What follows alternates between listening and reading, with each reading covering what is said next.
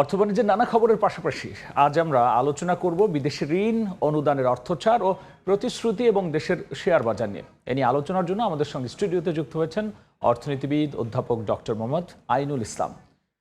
Sir, আপনাকে স্বাগত আমাদের এই সময়ের বাণিজ্যে। আমরা দেখলাম রিপোর্টে যে প্রতিশ্রুতি যে অনুদান বা ঋণ সেটির অনেকাংশেই কমেছে, আবার অন্যদিকে কিন্তু ঋণ পরিশোধের হারটা বেড়েছে। সেক্ষেত্রে এই যে প্রতিশ্রুতি অনুদান বা ঋণ যে কমলো, সেটি আমাদের অর্থনীতিতে বা সংস্কারের যে কার্যক্রম তাতে কোন কোন জায়গায় বাধাগ্রস্ত হতে পারে? আপনাকে ধন্যবাদ। যে প্রতিবেদনটা যেটা আমরা দেখলাম সেখানে প্রতিশ্রুত অর্থের বিষয়টা কমেছে প্রায় মোর দ্যান 50% এবং অর্থ ছাড় 14% অ্যাবাভ। আর একটি ভালো খবর হচ্ছে যে 25%-এর মতন আমরা 21 থেকে 25-এর মতন আমরা পরিশোধ করছি। পরিশোধের ইয়েটা আমাদের কিন্তু আগে থেকে ভালো, আমাদের ডেট সার্ভিসিং বলে এটা কিন্তু সবসময় আমাদের ভালোই ছিল, সেটা দিক দিয়ে আমাদের একটা পজিটিভ দিক।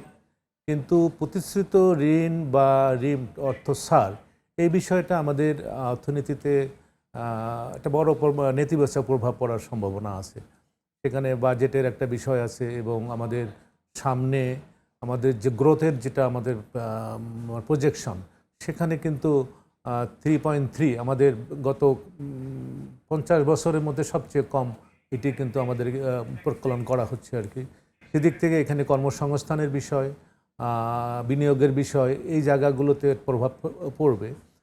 পাশাপাশি বলবো আমি যে এলডিসি গ্রাজুয়েশন আমরা 26 খুব কাছাকাছি চলে এসেছি, সেখানেও কিন্তু একটা কম্পিটিশন আমাদের অভ্যন্তরীণ যে বিশেষ করে ব্যবসা প্রতিষ্ঠানগুলো আছে, সেই ক্ষেত্রে তো বহুদিন ধরে ব্যবসায়ীরা বলছিলেন যে সেটিতে তারা একটা প্রভাব পড়বে। আবার এর মধ্যে আবার শুল্ক ছাড়ের বিষয়টি আসলো, শুল্ক ছাড়ের বিষয়টি আসলো, একটা সব দিক থেকে বা বিশ্ব অর্থনীতির একটা চাপ কিন্তু বাংলাদেশেও আমরা লক্ষ্য করছি।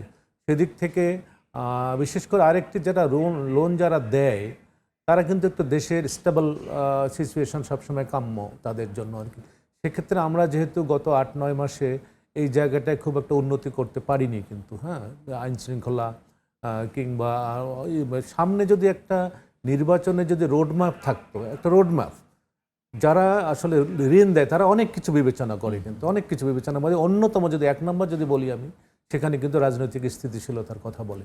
সেই জায়গায় যেহেতু আমরা এখন পর্যন্ত স্পষ্ট করতে পারিনি, সেটা একটা অন্যতম কারণ। এবং এলডিসি গ্রাজুয়েশন আরেকটা বিষয় হচ্ছে যে আমাদের বিশেষ করে আমাদের প্রকল্পগুলোর যে সক্ষমতা, বাস্তবায়নের সক্ষমতা, এই জায়গাটা কিন্তু আমরা খুব একটা উন্নতি করতে পারিনি।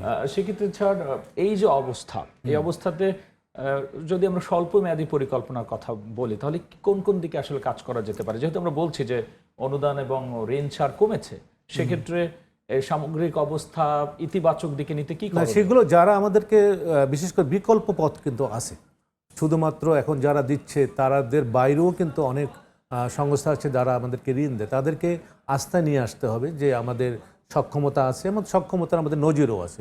সেই জায়গাগুলো যে আমরা দ্বিপাক্ষিক বা বহুপাক্ষিক আলোচনা করে আমরা তাদেরকে আস্থায় নিয়ে আসতে পারি, সেটি একটি বিষয়।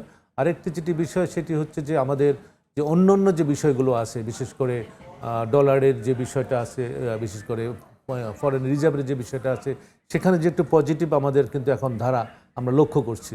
এই বিষয়গুলো তাদেরকে যদি বোঝানো যায় তাহলে হয়তো অন্য যারা আছে, যেমন ডেভেলপমেন্ট ব্যাংক, চীনের ডেভেলপমেন্ট ব্যাংক, যেহেতু চীনের সাথে আমাদের এখন সম্পর্ক ভালো, সেই একটা বিষয় আছে। আরও অন্যান্য যেগুলো সংস্থা আছে সেগুলোর সঙ্গে আমরা দ্বারস্থ হতে পারি। সেক্ষেত্রে আরেকটি বিষয় স্যার, এখন খুবই আলোচনা আসছে যে আগামী যে IMF এর কিস্তি পাওয়া না পাওয়া নিয়ে কি মনে হচ্ছে আপনার কাছে? না, আসলে IMF তো আমাদের অতীত আমাদের অভিজ্ঞতা আছে, ঠিক আছে, কিন্তু আমাদের বাজেট সাপোর্টের জন্য যে 470 কোটি টাকা দেওয়ার কথা, তারা তো 3টা কিস্তি তারা দিয়েছে, $231 কোটি। এখন বাকি আছে 239।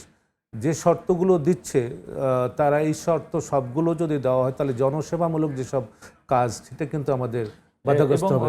কর্তৃপক্ষের পক্ষ থেকে তো বলা হচ্ছে সরকারের উচ্চ পর্যায় থেকে যে সব শর্ত মেনে হয়তো এটা করা সম্ভব না। তবে আমার যেটা দিন শেষে যেটা আমার 6 সেন্স বলে যে IMF কিন্তু আলটিমেটলি তারাও চাপে থাকবে, তারা হয়তো এই কিস্তিটা ছাড় দিতে পারে শেষ পর্যন্ত গিয়ে।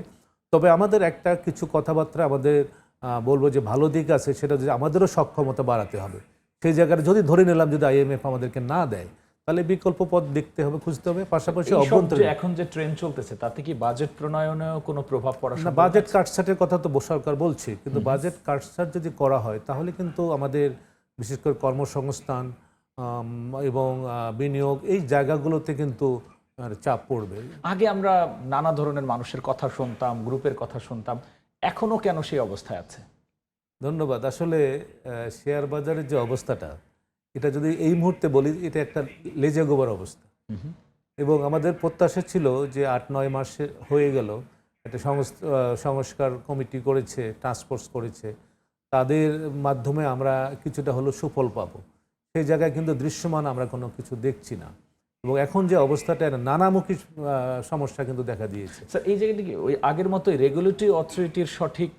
না, রেগুলেটরি অথরিটির কথাতে আরও এখন চরম খারাপ অবস্থার মধ্যে তারা আছে। নানান ধরনের সন্দেহ হচ্ছে, দুর্নীতির কথা নিয়ে আসতেছে, সেই বিষয়গুলো তো একটা আছেই।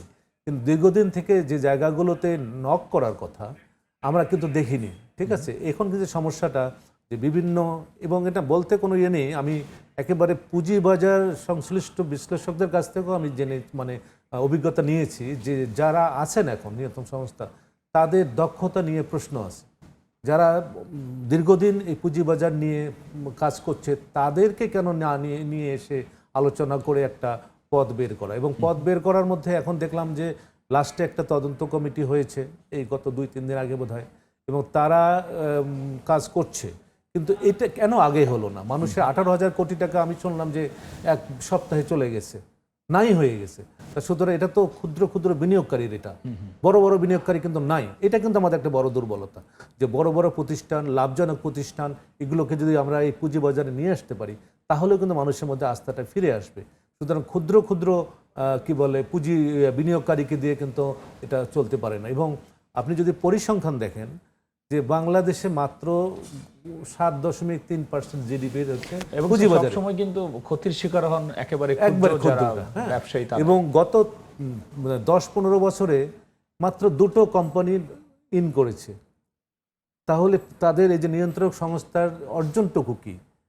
এখন অনেকগুলো সেক্ষেত্রে উদ্যোগ, স্যার এই ইন করার ক্ষেত্রে নতুন নতুন প্রতিষ্ঠান বা যারা হচ্ছে বড় বড় লাভজনক প্রতিষ্ঠান তারা আসছে না। তাদের আমাদের আইনের এই জায়গাটাতে কিন্তু একটু রিভিজিট করা উচিত, তাদেরকে সহজ করে। এবং নানান ধরনের এটা কিন্তু নেগেটিভ কথাবার্তা আছে যে তাদেরকে যে প্রস্তাব দেওয়া হয় মানে আন্ডার দ্য টেবিল, এই জিনিসগুলো কিন্তু একটা ভালো অর্থনীতির জন্য ভালো মেসেজ দেয় না।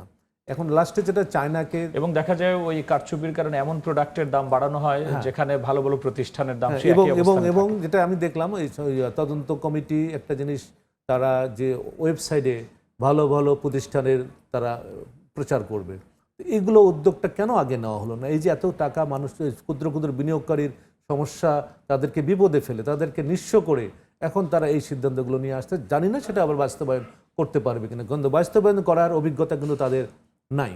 সুতরাং ওই ঘুরে ফিরে এই ক্ষুদ্র বিনিয়োগকারীরা কিন্তু ক্ষতিগ্রস্ত হচ্ছে। সেক্ষেত্রে ক্ষুদ্র বিনিয়োগকারী তো বাজারে অনেক বেশি দরকার অনেক এবং একটা বড় নিয়ামক, তাদের জন্য আপনার পরামর্শ কি? আমার পরামর্শ হলো অতি দ্রুত, বিশেষ করে স্টেক হোল্ডারদের সঙ্গে বসে এই লাভজনক প্রতিষ্ঠানগুলোকে যারা আছে তাদেরকে জনগণের কাছে, বিশেষ করে যারা বিনিয়োগকারীকে মেসেজটা দেওয়া, পাশাপাশি ওই লাভজনক প্রতিষ্ঠানকে নিয়ে আসা, বিদেশি বিনিয়োগকারীদেরকে আকৃষ্ট করা, চায়নার সঙ্গে ভালো সম্পর্ক। আবারও বলবো যে চায়নাকে যাতে করে আমাদের শেয়ার বাজারে নিয়ে আসা যায় সেটা একটা চেষ্টা করতে পারে। এবং বিশেষ করে কিছু কিছু কোম্পানি তাদের যে ডিভিডেন্ডটা, লভ্যাংশটা, এটা কিন্তু দিচ্ছে না, এবং দেওয়ার কথা বলেও কিন্তু তারা অর্থাৎ সামগ্রিকভাবে স্যার রেগুলেটরি অথরিটিকে আরো বেশি কার্যকর ভূমিকা পালন করতে হবে। স্যার অসংখ্য ধন্যবাদ আমাদের সঙ্গে যুক্ত হওয়ার জন্য। আমরা ঋণের অর্থ ছাড়, প্রতিশ্রুতি ঋণ দান, IMF এর ঋণের পরবর্তী কিস্তি পাওয়া না পাওয়া এবং একই সাথে শেয়ার বাজারের সামগ্রিক অবস্থা নিয়ে আলোচনা করছিলাম অধ্যাপক ডক্টর আইনুল ইসলামের সঙ্গে।